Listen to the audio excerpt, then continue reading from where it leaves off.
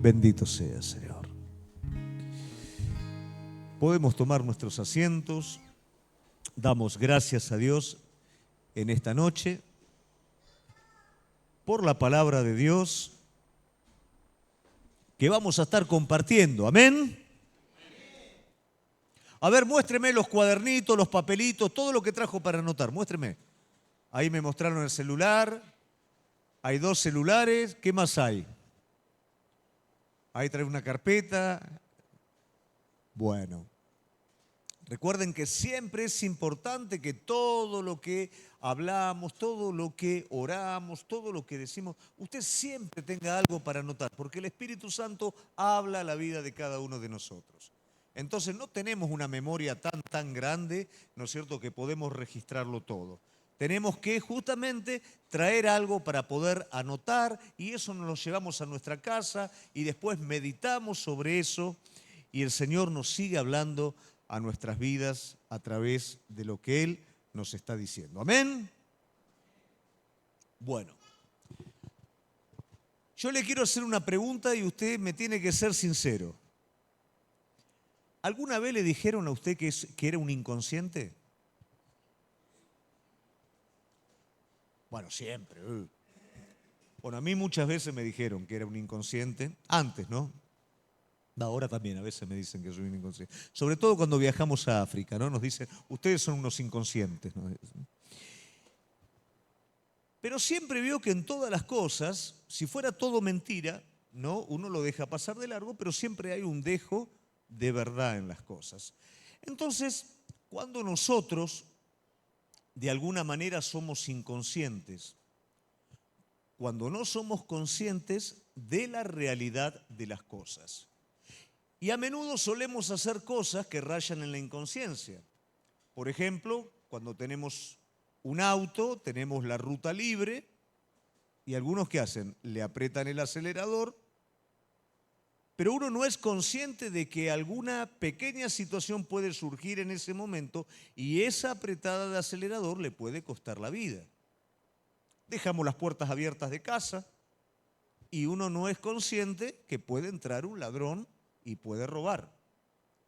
No somos conscientes muchas veces del peligro y tampoco somos conscientes de la realidad de las cosas. Y eso, lamentablemente, hace que nosotros tengamos una perspectiva errada. Porque hay veces que las cosas nos salen bien una vez, 2 veces, inconscientes, pero nos salen bien 1, 2, 3, 4 veces, pero va a haber un momento que no va a salir bien. Y el día que no sale bien, tenemos consecuencias. Ahora, cuando nosotros somos conscientes, tenemos una visión, una perspectiva correcta de las cosas. Y eso, lógicamente, es aplicable a nuestra vida espiritual. Gran parte de la dificultad que pasamos como iglesia, cuando digo iglesia, recuerde que no es congregación local, iglesia es toda la iglesia de Jesucristo en el tiempo presente, es el no ser completamente conscientes de lo que la iglesia es, de dónde estamos, del propósito de Dios para nuestra vida. No somos a menudo plenamente conscientes, por eso tampoco tenemos la perspectiva correcta en nuestra vida espiritual. Los discípulos, mientras caminaron con Jesús, no eran conscientes. En algunos casos lo retaban a Jesús, en algunos casos le decían lo que tenía que hacer. Cuando había algún problema se desesperaban inmediatamente. ¿Por qué? Tenían una perspectiva equivocada, una visión equivocada, porque no eran conscientes que estaban caminando con el Hijo de Dios, con aquel que vencería la muerte, que resucitaría, que dejó su lugar celestial para moverse en esta tierra, para levantar una iglesia. Imagínate si los discípulos fueran conscientes de todo esto. Imagínate si nosotros seríamos conscientes de toda la verdad. Hay cosas que estamos haciendo, iglesia, que no estaríamos haciendo. Hay tiempo que estamos perdiendo que no lo estaríamos perdiendo. No estaríamos entretenidos en cosas en las cuales estamos entretenidos, ni le tendríamos miedo, temor, duda a cosas a las cuales tenemos porque todavía no somos conscientes de todo lo que nos ha sido dado en Jesucristo.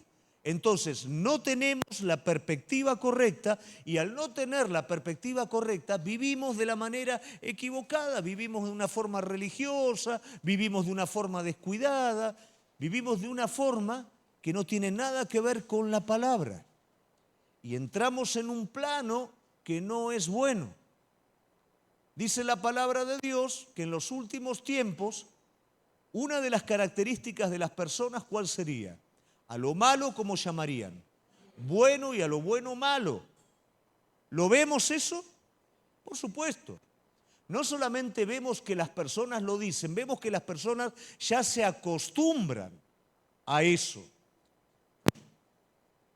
Y lo peor de todo, que este criterio no está presente solamente en el mundo, sino que este criterio está presente también en la iglesia. Por no tener conciencia, por no tener la perspectiva correcta, muchas veces en la misma iglesia de Jesucristo somos nosotros mismos los que llamamos a lo malo bueno y a lo bueno malo. Si una persona está muy comprometida, es malo. Descuida algunas cosas, es un fanático. Si alguien va continuamente, este está todos los días ahí metido. Pero nosotros no vemos la otra parte. Vivimos las 24 horas metidos en otros lugares. Somos fanáticos de otras cosas, pero eso está bien. Cuando algo va más allá de la costumbre, del cumplimiento superficial en la iglesia de Jesucristo, eso está mal. Y lo peor de todo es que no lo dicen afuera, lo decimos entre nosotros. Este está todo el día orando. Mirá este cómo alaba, cómo adora. Entonces, cuando nosotros llamamos malo a lo bueno dentro de la iglesia, eso quiere decir que estamos en crisis, estamos en problemas. Esta perspectiva, lamentablemente, no nos permite tener una perspectiva correcta del mundo, porque todo esto se mezcla.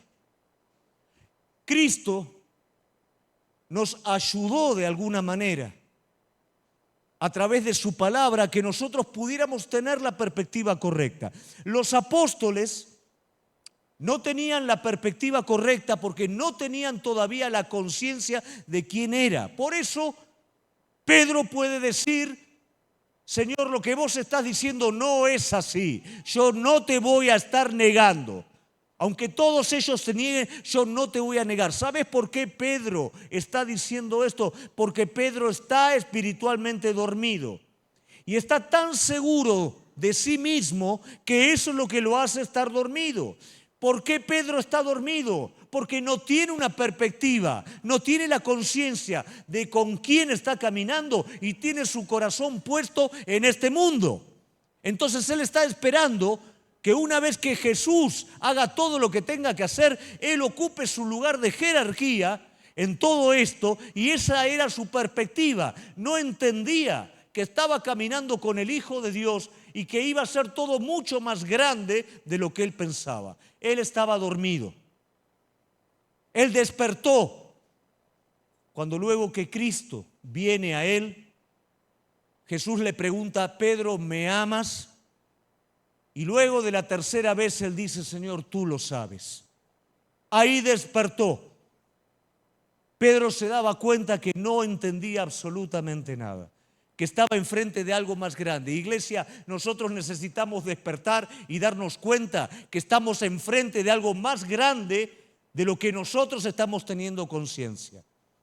Eso es lo que nos permitiría despertar. Es tan radical la diferencia de perspectiva que hace que una Marta le esté llamando a Jesús la atención por el descuido que Jesús está teniendo de sentarse con su hermana y hablar, mientras que María está despierta espiritualmente y entiende que el que está en su casa no es el amigo de Lázaro, es Dios hecho hombre. Por eso se sienta a sus pies y escucha. Por eso mientras su hermana en otra ocasión se preocupa en armar toda la mesa, ella trae un alabastro que era todas sus reservas y las rompe delante del maestro y lo embadurna de todo ese perfume. Porque entiende que el que está enfrente de ella es el Hijo de Dios. Para Marta todavía seguía siendo el amigo de Lázaro. Se estaba perdiendo la oportunidad. Iglesia, nos estamos perdiendo la oportunidad de la llenura del Espíritu Santo, del poder de los siglos venideros, de un Cristo que dice: yo voy a hacer cosas tremendas con ustedes, como lo dijo con sus discípulos, porque no hay conciencia en nosotros y porque estamos llamando a lo bueno malo y a lo malo bueno. Ya no el mundo, la iglesia lo está haciendo. Jesús habló a la iglesia en la última carta, que es una carta profética, única carta profética del Nuevo Testamento, que es el libro de Apocalipsis. Él le da el último mensaje a las iglesias, como nosotros la conocemos. Luego de la tribulación la iglesia va a ser distinta, pero a la iglesia que nosotros conocemos, Él le da el último mensaje. Esta iglesia está llamando malo a lo bueno y bueno a lo malo. Éfeso está contenta de cómo está, pero está muerta espiritualmente. Perdió el primer amor. Pérgamo. Están reteniendo una doctrina que no corresponde y la están llamando buena. No se están dando cuenta que se está derivando la iglesia para otro lado. Sardis tiene nombre que está viva, pero está muerta. Laodicea, tibia. Jesús les está diciendo a la iglesia: por favor, arrepiéntanse. Por favor, si no lo hacen, lo que están haciendo se termina de caer. Pero si lo hacen, ustedes no pueden imaginarse todo lo que hay. No entraría en su cabeza todo lo que yo puedo hacer. Pero iglesia, no se puede seguir así. Jesús se lo está diciendo. Éfeso, Sardis, no pueden seguir de esta manera.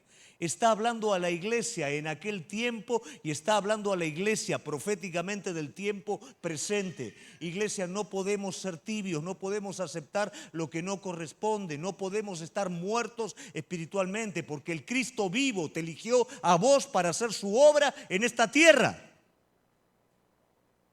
Y si vivimos fuera de todo eso, estamos viviendo con la perspectiva equivocada, estamos viviendo mal.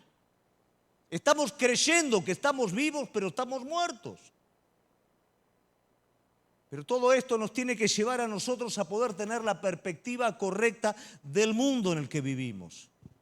Antiguamente los espíritus religiosos decían: te tenés que correr del mundo, no podés estar en el mundo. La iglesia no puede estar en el mundo. Jesús dijo todo lo contrario. Jesús habló sobre sus discípulos. Yo no los voy a sacar del mundo, los voy a guardar en el mundo, pero no los puedo sacar porque ustedes tienen que ser sal y luz. ¿Cómo los voy a sacar?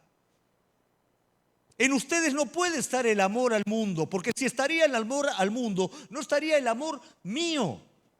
No me amarían a mí, no pueden amar al mundo y amarme a mí simultáneamente. Tienen que estar en el mundo, tienen que desarrollarse en el mundo, pero me tienen que amar a mí. El apóstol Pablo, en 2 de Corintios 10, 3 al 5, dice: pues aunque vivimos en el mundo, no libramos batallas como lo hace el mundo. Las armas con las que luchamos no son del mundo, sino que tienen poder divino para derribar fortalezas. Destruimos argumentos y toda altivez que se levanta contra el conocimiento de Dios.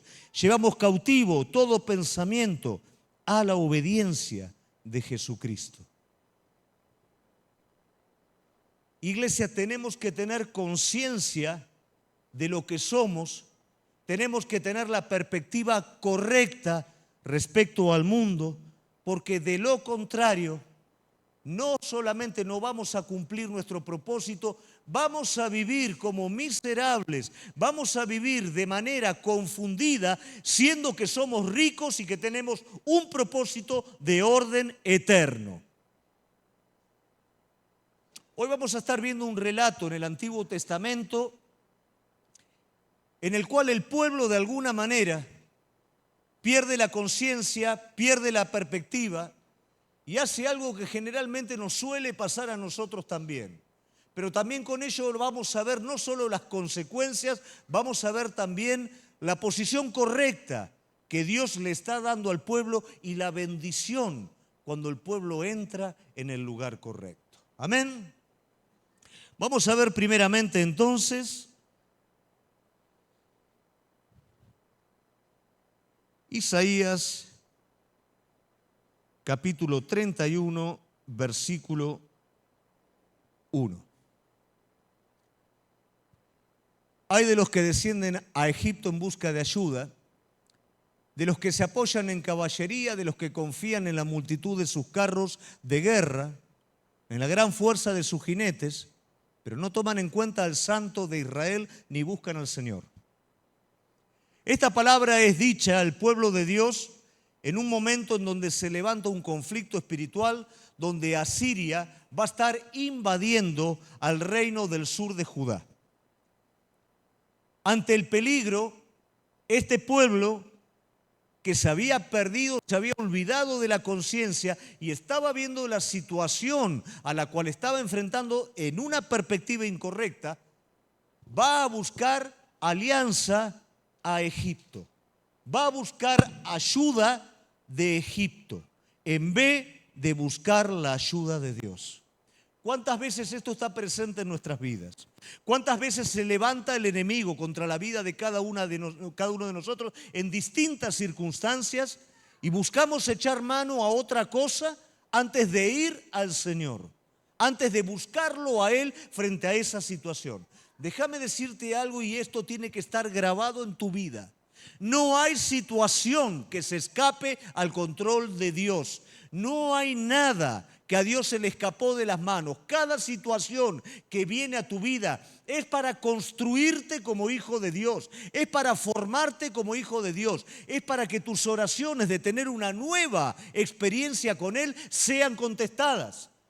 Nosotros queremos una experiencia solamente de venir a la iglesia a contar un coro y que algo mágico suceda. Dios quiere darte una experiencia de carácter para que tu vida sea construida. Dios quiere darte una realidad y quiere que vos lo busques en esa realidad y que veas cómo Él es capaz de operar y vencer en esa realidad. Y eso forma tu vida. Eso te da carácter. Lo demás es todo emotivo, es todo teórico. Pero cuando viene la realidad, escapamos de la realidad y bajamos a Egipto en busca de ayuda. Déjame darte algunas características de Egipto. Egipto representa el sistema social del mundo, el sistema social ordenado del mundo. Egipto es Babel, cuando el hombre se agrupó en una misma sociedad con un motivo de rebeldía a Dios. Un orgullo y una obstinación que decía, vamos a construir y nadie lo va a impedir. Ese es el sistema opuesto al reino de los cielos, opuesto a lo que vos creés. Nunca Egipto puede dar ayuda al hombre de Dios. Nunca Egipto te puede dar una ayuda porque es enemigo. El mundo ama a los suyos, no los va a amar a ustedes, dijo Jesús, como tampoco me amó a mí. Jamás el enemigo va a darte ayuda.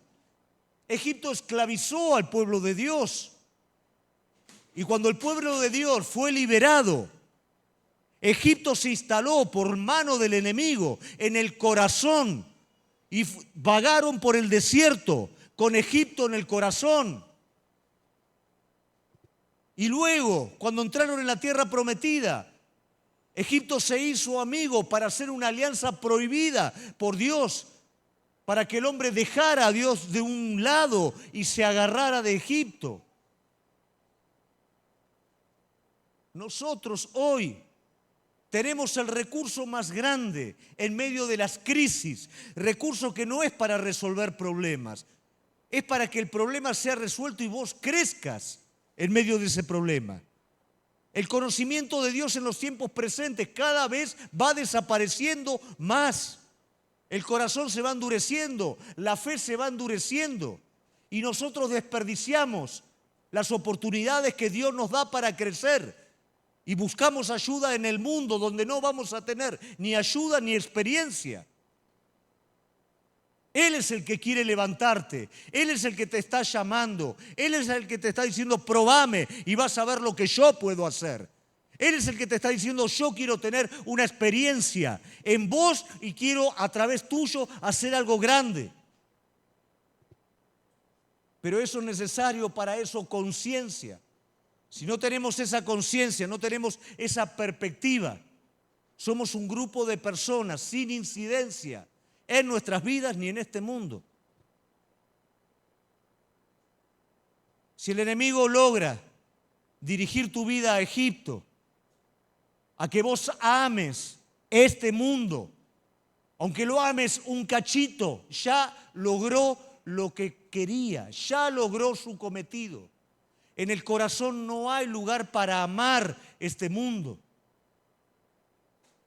En nuestro corazón solo hay lugar para amar a Dios. Por supuesto, ser diligentes en el mundo en el que vivimos. Pero en cuestión de afecto, es Él y no este mundo.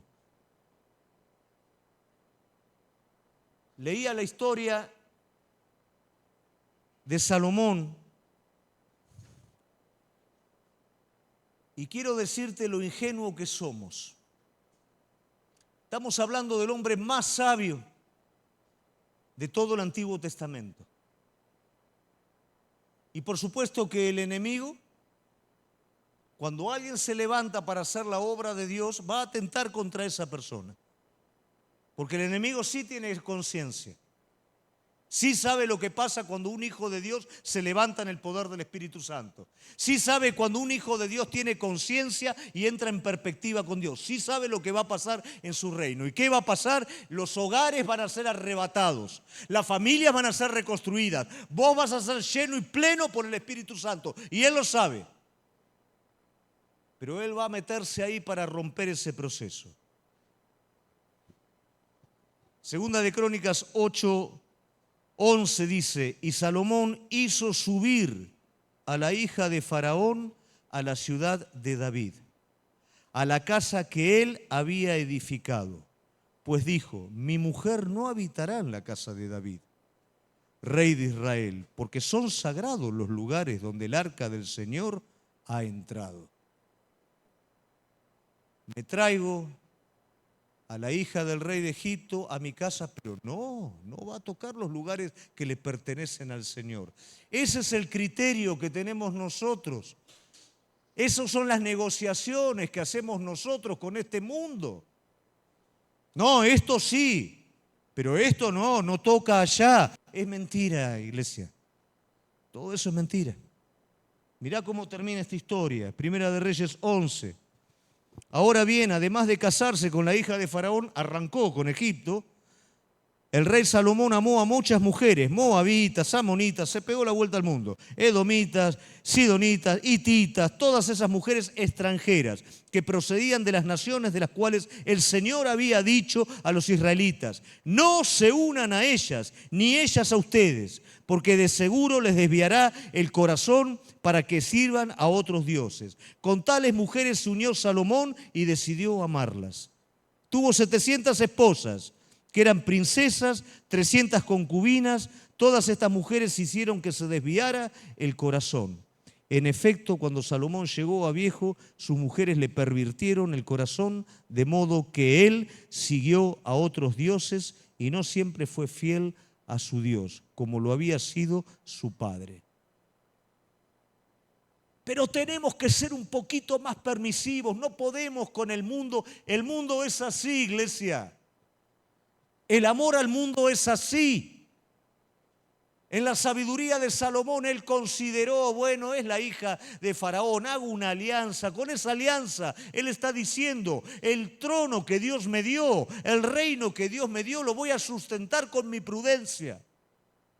Y a veces hacemos eso. Lo que Dios me dio en fe lo voy a sustentar con mis fuerzas y me voy a traer un poco del mundo a mi corazón para sustentar lo que Dios me dio. Es una mentira. El enemigo, ¿sabes cómo empieza? Empieza con la hija de Faraón. ¿Y sabes con quién termina? Termina con 700 mujeres que pervierten el corazón de la persona. Empieza con algo chiquito y no hay un resultado inmediato. Siembra una semilla en tu corazón y espera.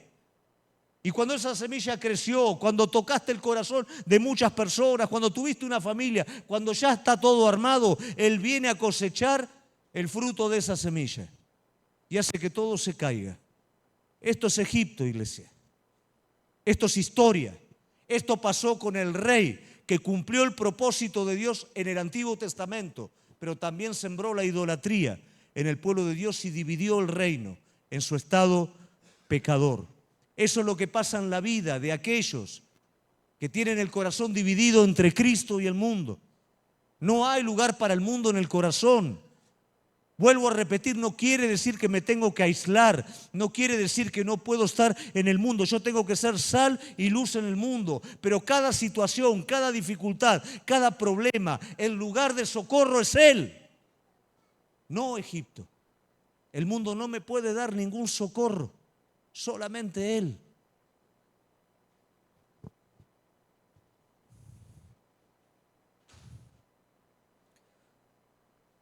Capítulo 30, versículo 1 y 2.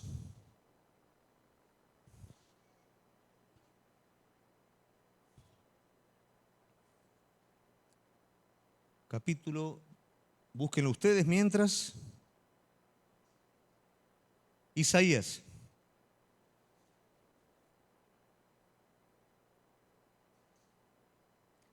El Señor ha dictado esta sentencia: ay de los hijos rebeldes que ejecutan planes que no son míos, que hacen alianzas contrarias a mi espíritu, que amontonan pecado sobre pecado, que bajan a Egipto sin consultarme, que se acogen a la protección de Faraón y se refugian bajo la sombra de Egipto.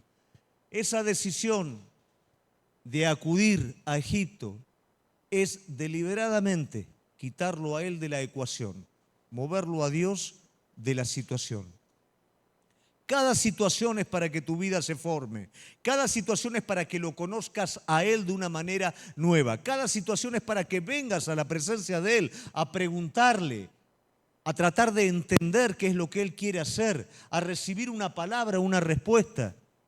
No a considerar que Dios no es capaz de ayudarte y buscar que el mundo sí es capaz. Ya vemos lo que hace Egipto en el corazón de la persona.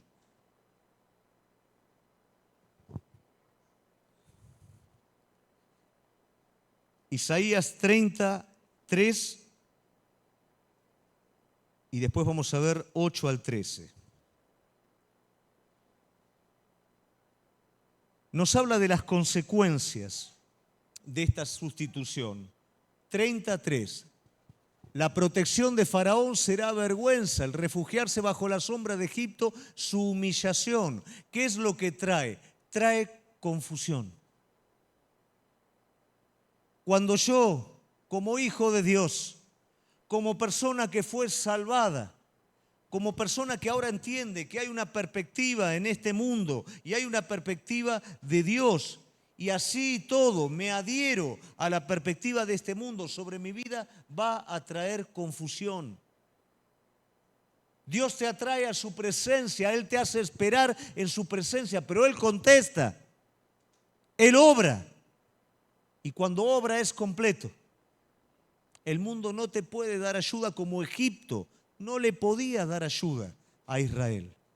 E Israel, en vez de recurrir al que realmente podía, acudió al que no podía hacer nada por él.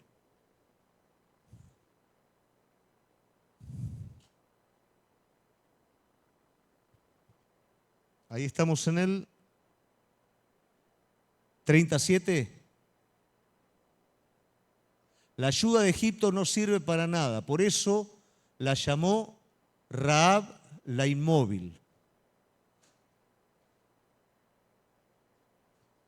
Anda pues delante de ellos y grábalo en una tablilla, escríbelo en un rollo de cuero para que en los días venideros quede como un testimonio eterno. Lo que le está diciendo el Señor al pueblo, hace un registro de esto para que entiendan. Cuando todo esto llegue a su final, se van a dar cuenta que esto no funciona.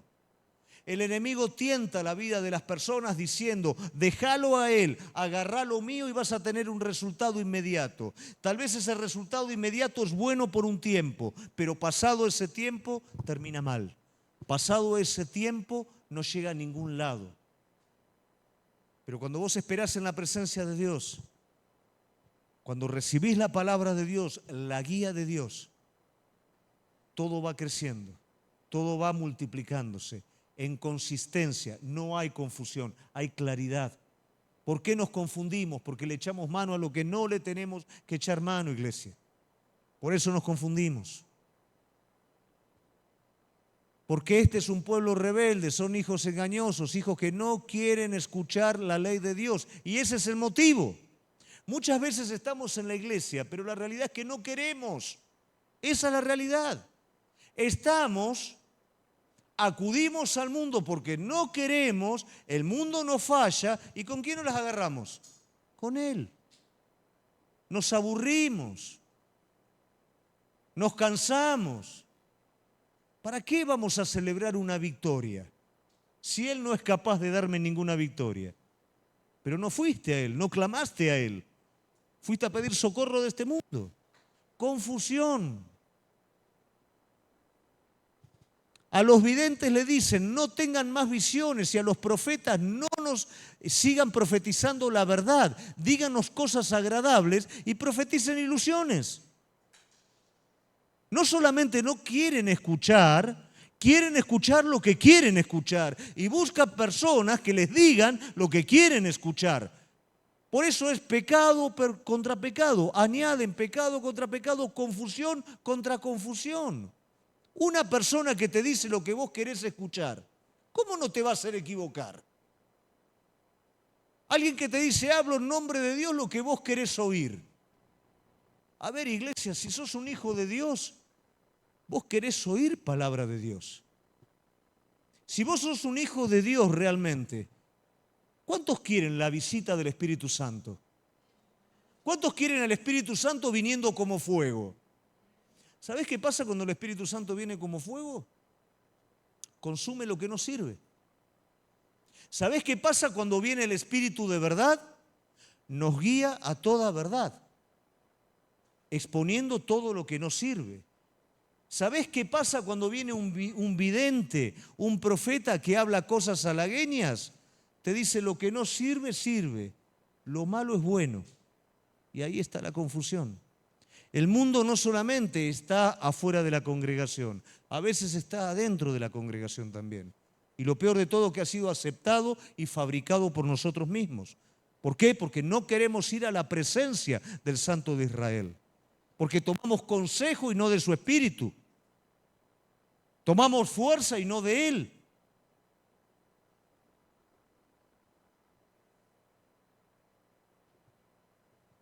¿Qué versículo es, Andy, ese? Es otra versión, ¿no? Apártense del camino, retírense de esta senda y dejen de enfrentarnos con el Santo de Israel. Ese es el mensaje. La otra versión dice, saquemos al Santo de Israel. No lo queremos a Dios en la ecuación. Queremos escuchar el mensaje que nos gusta, pero no lo queremos a Él en la ecuación. Porque pedimos. Dice, dejad el camino, apartaos de la senda, quitad de nuestra presencia al Santo de Israel. Todo esto no quiero escuchar lo mío, y en lo que quiero escuchar, no quiero escuchar la voluntad de Dios. Por eso acudí a quien no tenía que acudir. Por eso eché mano a donde no tenía que echar mano.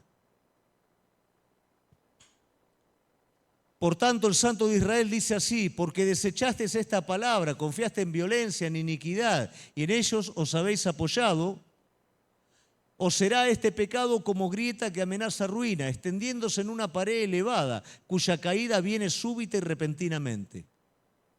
Muchas veces vamos a ver que las personas que hoy están a nuestro lado en la iglesia, nosotros no entendemos, pero de la mañana a la noche no están. Amigos nuestros que caen de la mañana a la noche, ¿qué fue lo que pasó? Acudieron a Egipto en busca de ayuda. Tal vez obtuvieron algo temporal, pero con eso obtuvieron también una falla en su cimiento, en su edificación. Y en la medida que el tiempo fue pasando, esa falla se fue ampliando. Y ellos siguieron construyendo y aparentemente pasaron cosas. Pero de la noche a la mañana toda esa edificación se cayó porque desde el principio la falla estuvo ahí. Porque no confiaron en el Santo de Israel. Lo sacaron, escucharon lo que querían escuchar y edificaron con sus propias fuerzas. No es Dios el que falla, iglesia. El que falla es el mundo y somos nosotros, pero Dios nunca falla. Y cuando con cada dificultad vos vayas a los pies de Él, Él va a volver con palabra de verdad, con guía, como corresponde. Él te va a formar, Él te va a educar, Él te va a llevar. Pero Egipto lo único que quiere es que pierdas al Santo de Israel en el camino.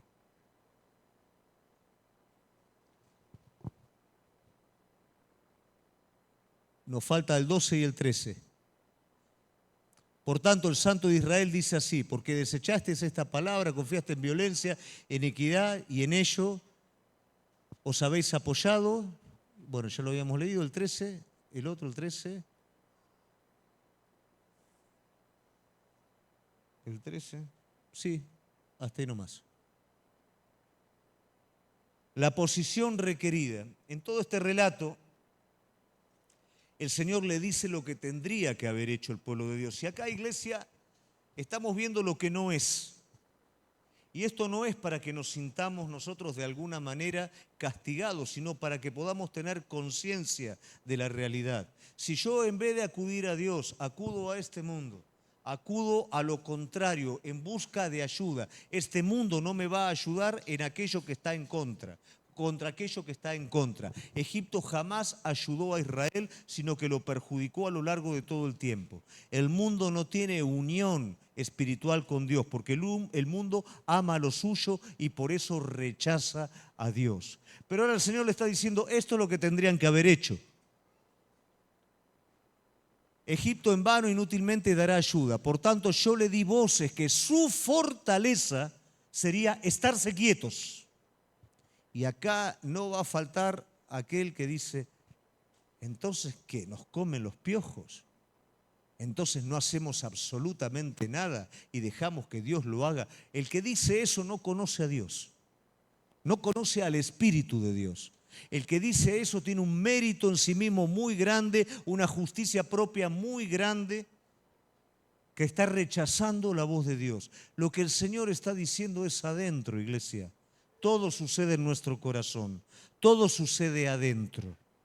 Quedarse quietos es adentro. Es la ansiedad la que te hace correr desesperado en busca de una ayuda externa. Pero es la fe la que te permite ir a Él en los momentos de dificultad. Y quedarse quietos, ¿qué es? Trabajar como nunca antes trabajaste. Trabajar en su presencia. Trabajar buscando su rostro. ¿Cuánto tiempo le dedicamos a la presencia de Dios? A buscarlo a Él. A lo largo de la semana, en el día, ¿cuánto tiempo lo buscamos a Él? Eso es estar quieto. Mira, si había alguien que tenía urgencia en este mundo, era Jesucristo. Solamente en 3 años tenía que formar 12 personas que no la veían ni cuadrada. Tenía que dejar edificada la iglesia, preparada la iglesia y tenía que partir. En el último momento lo niega todo el mundo. No habían entendido absolutamente nada. Pero no hubo un solo día en la vida del maestro que no le hubiera dado la primicia de su día al Padre en oración y en búsqueda.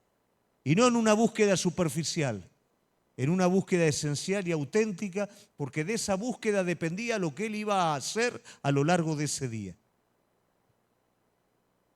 Y si él, que es Dios hecho hombre, no podía vivir un solo día sin reposar en la presencia de Dios antes de empezar a actuar, ¿cuánto más nosotros, iglesia?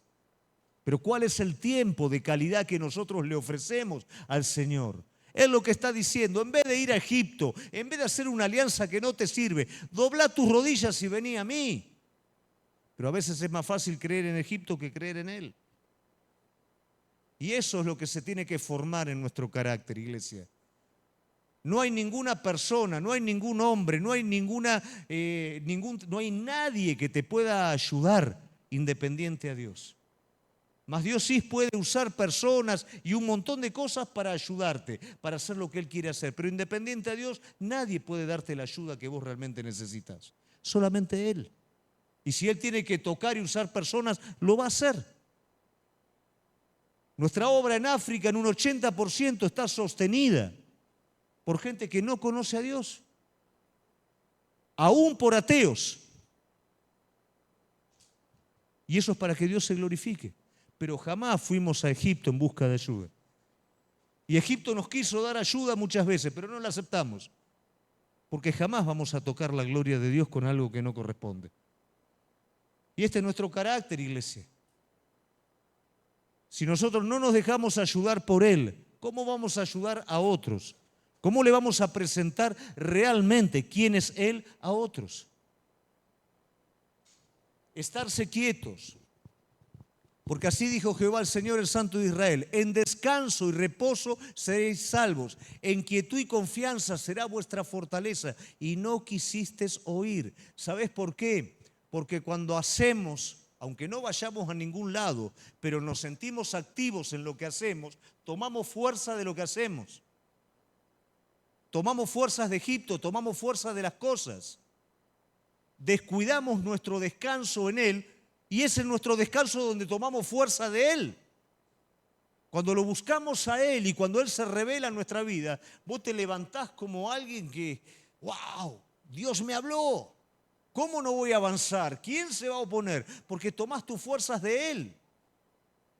Pero cuando tomás tus fuerzas de otro lugar, el descanso, el reposo en su presencia es para buscar esas fuerzas que son duraderas y son verdaderas.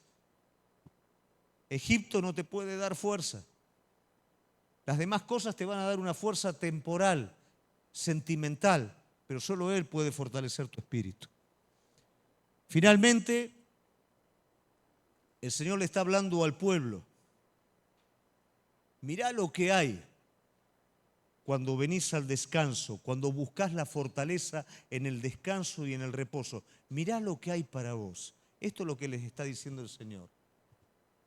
Jehová esperará para tener piedad de vosotros, por lo tanto será exaltado teniendo de vosotros misericordia, porque Jehová es Dios justo, bienaventurados los que confían en Él. Lo que le está diciendo acá el Señor al pueblo: vengan a mí que los estoy esperando.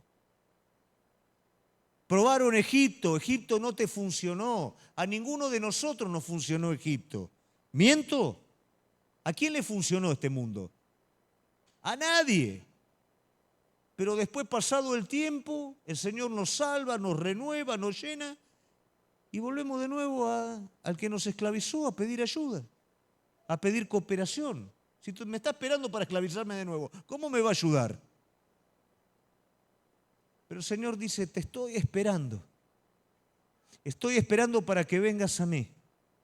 Estoy esperando para que entres en mi reposo, en ese descanso en mi presencia, para que todos esos problemas que en estos momentos te están desesperando y estás queriendo echarle mano a cosas dudosas y a 10 millones de cosas, para salir de eso, estoy esperando que los corras y que vengas a mi presencia, para que yo te diga cómo tenés que hacer, para que yo pueda tener misericordia de vos. El pueblo morará en Sión, en Jerusalén, nunca más llorará. El que tiene misericordia se apiadará de ti. Al oír la voz de tu clamor, te responderá. ¿Sabés por qué no te respondió antes el Señor? Porque no clamaste. No oraste. ¿Qué quiere que te responda? Ah, bueno, pero Él sabe. No, clama a mí y yo te responderé. Vení a mí. Tené una experiencia conmigo, búscame a mí, a ver si soy capaz o no soy capaz.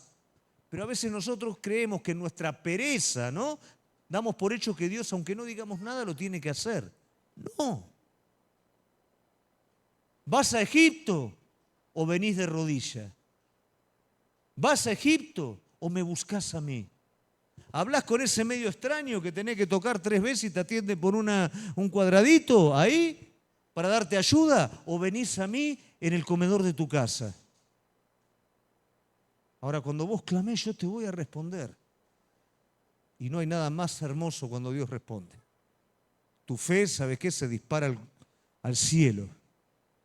La fortaleza que te falta se renueva como las águilas.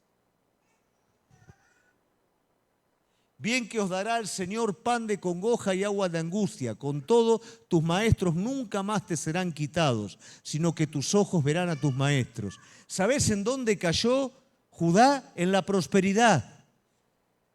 No porque la prosperidad sea mala, sino porque confió en su estado de prosperidad y se desentendió de la dependencia de Dios. Ahora el Señor le está diciendo, en mi gracia, yo te voy a dar un lugar diferente, un lugar en donde sí o sí me tengas en cuenta, un lugar en el cual tengas que depender, en el que cada día me vengas a buscar. Te voy a preparar de nuevo para que en un futuro prosperes de nuevo, pero esa prosperidad no absorba tu vida. Te voy a llevar a un lugar en donde te voy a seducir, en donde me vas a encontrar y en donde voy a volver a ser lo más importante de tu vida, donde vas a pensar el lugar que le diste a Egipto y vas a decir, estoy loco lo que hice. ¿Cómo pude olvidarme de aquel que me sacó de Egipto y cómo lo pude cambiar de nuevo por Egipto? Entonces tus oídos oirán a tu espalda palabra que diga, este es el camino, andad por él. No eches a la mano derecha, ni tampoco torzáis a la mano izquierda. Y finalmente, la gracia que nos da el Señor, que es la persona del Espíritu completamente en el control de nuestra vida. En tu corazón vas a escuchar esa palabra. Ni siquiera Egipto va a ser mencionado en tu corazón, sino que en el corazón el Espíritu Santo va a hablarte. Va a darte palabra de Dios, vos vas a querer tomar una decisión y el Espíritu Santo va a tocar tu vida, te va a constrictar, te va a decir, no, pero Señor, no. Está bien, Señor. Vas a comenzar a caminar un camino completamente diferente. Dice la palabra de Dios, irán de poder en poder, van a convertir las lágrimas en fuentes, porque es el Espíritu Santo el que va a llenar y va a guiar tu vida. Porque vos te diste cuenta que Egipto en vano te va a dar ayuda, que no vale la pena pedir consejo que no sea de su espíritu, cubrirse con cobertura que no sea de él. No vale la pena buscar en otro lado que no sea en su presencia. Y el Señor dice, cuando esto empiece en tu vida, todo esto va a ser derramado sobre vos. Vas a orar y vas a recibir respuesta, vas a recibir mi consuelo. Mi espíritu va a estar obrando en tu vida. Te voy a llevar a un lugar, te voy a meter en un lugar donde sí o sí vas a ver mi mano de poder obrar cada instante en tu vida. Porque esto es lo que Dios tiene para todos sus hijos que le temen. Entonces, iglesia, yo quiero que cada uno en esta noche podamos reflexionar un poquito. ¿Cuál es nuestra conciencia de lo que tenemos? ¿Cuál es nuestra conciencia de Cristo? ¿Cuál es el lugar que Egipto está ocupando en nuestro corazón? ¿Cuánto de nuestro trabajo, cuánto de nuestro reposo en su presencia, de nuestro ir a su presencia para recibir ese problema que cada día te está agobiando, cuántas veces lo llevas a la presencia de Dios? ¿Cuánto tiempo estás en la presencia de Dios? No importa, yo sé que tu cabeza vuela para cualquier lado, que no sentís absolutamente nada. Eso es indistinto. Dios no te está pidiendo, sentí en mi presencia. Dios te está pidiendo, vení a mi presencia. Reposá en mi presencia. Dame a mí el lugar en tus cosas. Y vas a ver si yo no lo puedo hacer. Vas a ver si yo no abro ventana en los cielos. Es tiempo, iglesia, de tomar conciencia, de tomar una perspectiva correcta de lo que tenemos.